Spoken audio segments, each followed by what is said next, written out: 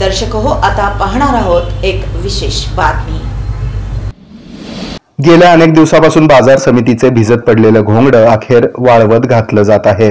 गतवर्षीप्रमाणे यावर्षी देखील भाजप आणि काँग्रेस पक्षातील नेत्यांनी एकत्रित येत पॅनल तयार करून बाजार समितीची निवडणूक लढवण्याचा निर्णय घेतलाय। त्यानुसार बाजार समितीचा नवा फॉर्म्युला ठरला असून सोलापूर कृषी उत्पन्न बाजार समितीच्या निवडणुकीसाठी आमदार सचिन कल्याण शेट्टी यांच्या नेतृत्वाखाली आमदार देवेंद्र कोठे, माजी आमदार दिलीप माने, काँग्रेसचे नेते सुरेश हसापुरे, शहाजी पवार, राजशेखर शिवदारे, बाळासाहेब शेळके, अविनाश महागावकर, श्रीशैल नरोळे, हरीश पाटील हे सर्व नेते एकत्रित आले आहेत। दरम्यान सोमवारी शासकीय विश्रामगृहावर एकत्रित येऊन पत्रकार परिषद घेतली।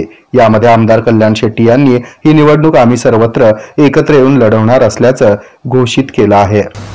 कुठल्याही राजकीय गट तडचा विचार न करता कृषी उत्पन्न बाजार समितीच्या निवडणुकीत आम्ही सगळेजण एकत्र आलेलो आहोत आणि आम्ही या निवडणुकीत माननीय मुख्यमंत्र्यांच्या नेतृत्वाखाली ही निवडणूक लढवतोय आणि निकालानंतर सुद्धा जे काही पुढचे निर्णय असतील ते माननीय मुख्यमंत्र्यांच्या नेतृत्वाखाली किंवा त्यांच्या ज्या सूचना येतील त्याप्रमाणे आम्ही लढवायचं ठरलेलं आहे आणि ह्यासाठी सगळ्या पक्षातील नेत्यांची सुद्धा एकवाक्यता आमच्यात आहे।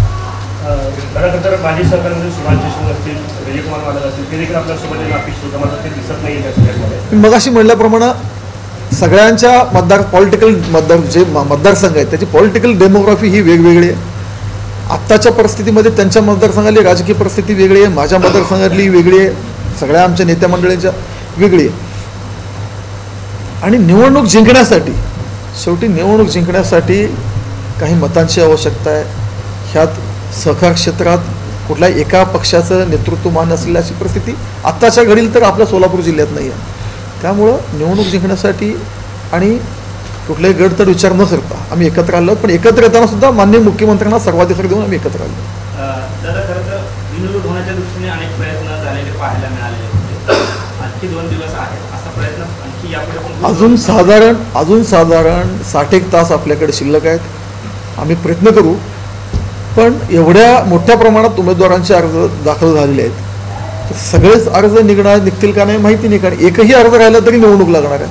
आमचा प्रयत्न तर राहणार आहे आणि शेवटी निवडणूक लागले तरी एकत्रित आम्ही सगळ्या निवडणूक लढवायची आमची तयारी आहे। त्या दृष्टीने आम्ही आज ही पॅनलची घोषणा करू। निवडणुकीनंतर मुख्यमंत्री देवेंद्र फडणवीस हे अंतिम निर्णय घेतील। बुधवारी 16 एप्रिल रोजी आमच्या पॅनलची घोषणा होईल असंही ते म्हणाले। आमदार सुभाष देशमुख यांच्याशी चर्चा झाली आहे। मतदारसंघाची राजकीय परिस्थिती वेगळी आहे, त्यामुळे एकत्र येण्याशिवाय पर्याय दिसत नाही असं आमचं मत आहे। बापू सोबत यावे ही इच्छा आहे, त्यांनी यावं असं मी आवाहन करतो असंही कल्याण शेट्टी यावेळी म्हणाले।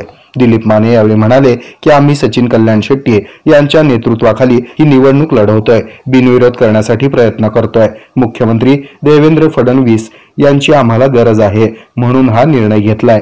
मी सहकारामध्ये आतापर्यंत मी कोणाला विचारलं नाही। सहकाराच्या बाबतीत दिलीप माने स्वयंभू आहे।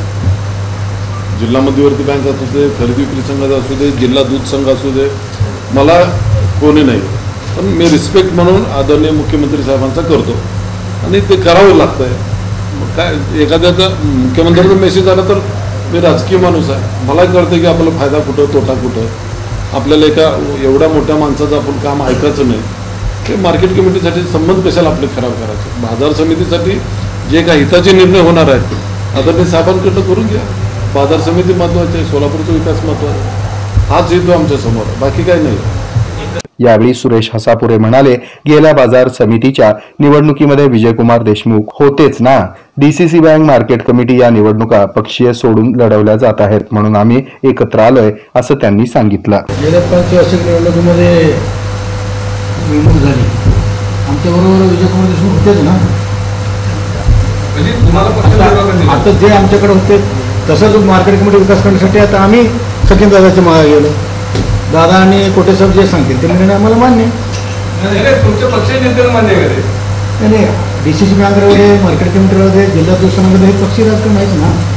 नेतृत्व तर सत्ता आहे, नेतृत्व दोन्ही कार्यक्षम आहेत म्हणून त्यांच्या नेतृत्वाखाली जायचं ठरलं, पक्षाचं इथं कुठं आहे। भाजपाचे प्रदेशाध्यक्ष चंद्रशेखर बावनकुळे यांनी सांगितलंय की आता नेत्यांच्या निवडणुका संपल्या, कार्यकर्त्यांच्या निवडणुका सुरू आहेत. नेत्यांनी कार्यकर्त्यांसाठी आता परिश्रम घ्यावे, त्यानुसार भाजपाच्या कार्यकर्त्यांसाठी निवडणूक लढवणार आहे. मला बाजार समितीच्या निवडणुकीत यावं म्हणून आवाहन केलं आहे. तेथे जर सर्वच भाजपाचे कार्यकर्ते असतील तर मी यायला तयार आहे, असं आमदार सुभाष देशमुख म्हणाले. हे आहे मेट्रोकास्ट केबल नेटवर्क आणि आपण पाहत आहात द न्यूज प्लस बरच काही.